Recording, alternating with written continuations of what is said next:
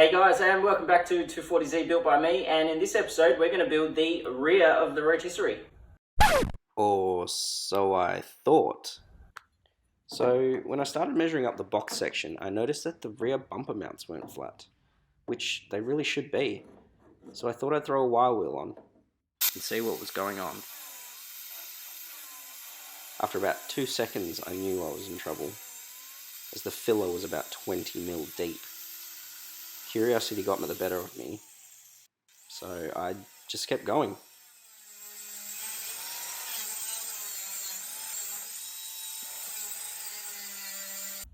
At this point, I'm thinking to myself, ah, shit.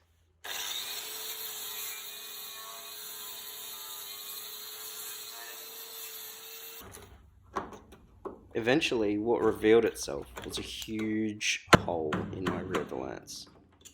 The whole thing was filled with bog, or filler if you're in the US. It's absolutely heartbreaking making these discoveries.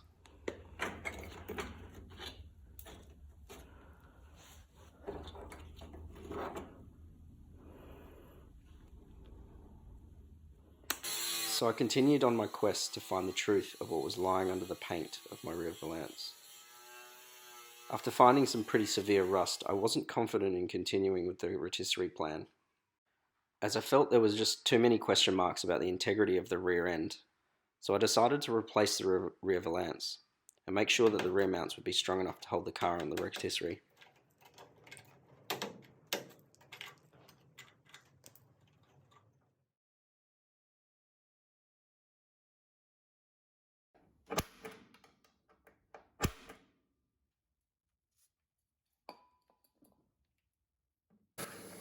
Here I'm using a rotobroach cutter style of a spot weld remover. It's made by Blair. The quality is really excellent and I highly recommend them. I always use a punch to mark the hole, otherwise the cutter tends to move around on you.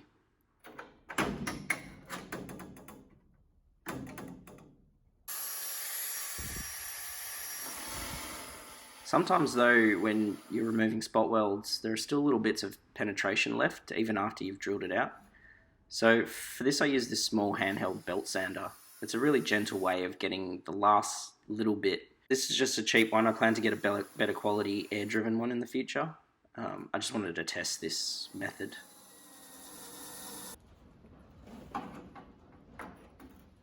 And if you aren't going to reuse the panel, I'd recommend just using the straight belt sander instead of drilling, as it's actually much faster than drilling.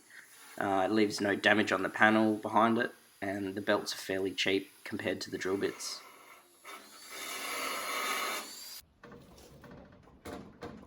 This is the first time I've ever unpicked a panel from a car, to be honest, and it went pretty well, and I learnt a lot. With the majority of the panel off, I can now see what the rust damage is behind in this box section.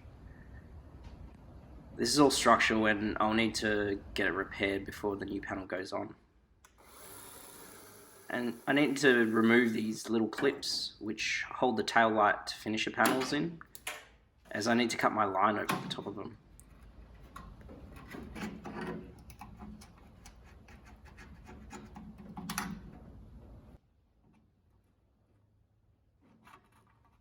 Here, I'm going to fit the panel so I can mark the cut line.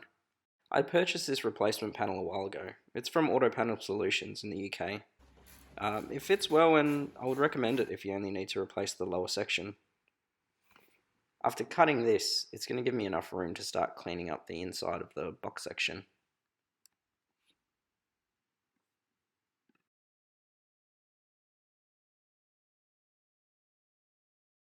After cleaning up the inside, I found the steel was heavily pitted with many holes, and I realised that I didn't have enough room to repair the damage inside. The entire panel would need to come off.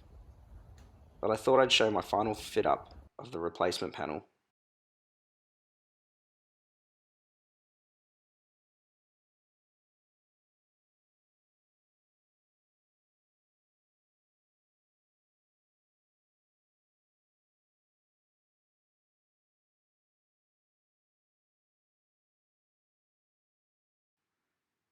And now the entire rear panel must come off. First, you have to unpick where the rear slam panel sits. The previous owners had at some point done these dodgy patch panels, and here's what I found underneath. Pretty crusty. After that, I drilled out all the spot welds, attaching it to the underlying structure. And this is where my plan took a drastic change. Recently, I'd found a automotive blaster who can blast a car without a rotisserie. Previously, I'd been told that it had to be mounted to a rotisserie to be blasted. So this new guy can lift the car up on chain blocks while the chassis is still on the jig. And with this possibility, I decided to bite the bullet and remove the majority of the panels from the car before the blasting happens. The roof, the rear quarter, majority of the outer rockers, which will allow access to the inner structures. But this is also going to weaken the car, structurally, so I plan to do some serious bracing. I'd ordered this entire rear replacement from Resurrected Classics in the US. It fits incredibly well. So now I have a few jobs to get done before the car goes for blasting. But that's for the next episode. Thanks for watching.